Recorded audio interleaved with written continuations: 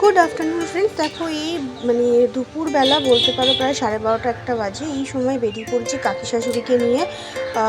একটু একটু দরকারেই যাচ্ছি। তো কোথায় যাচ্ছি তোমাদেরকে দেখাবো। তো আমি দেখো গরমে ছাতা টাতা নিয়ে যাচ্ছি, তাও ঘেমে পুরো জল হয়ে যাচ্ছি।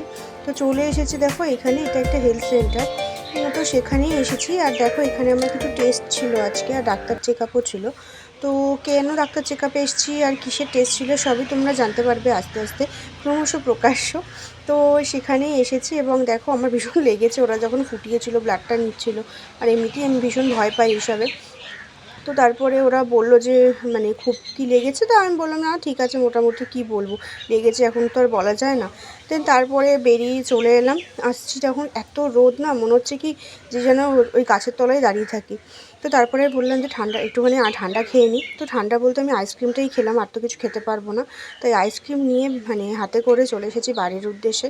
কারণ আমি আবার খেয়ে দিয়ে বরের সাথে বেরোবো, সেখানে একটু দরকারেই যাব, বরের সাথে একটু বেরোবো আর কি। তো এই সময় খুব একটা বেরোই না আমি, তাও যেহেতু যেতেই হবে তো খেয়ে দিয়ে বরের সাথে বেরিয়ে পড়েছি। আর কোথায় যাচ্ছি সেটা জানতে হলে কিন্তু আমার চ্যানেলটা তোমাদের দেখতে হবে। তো টাটা, বাই বাই আজকের মতন।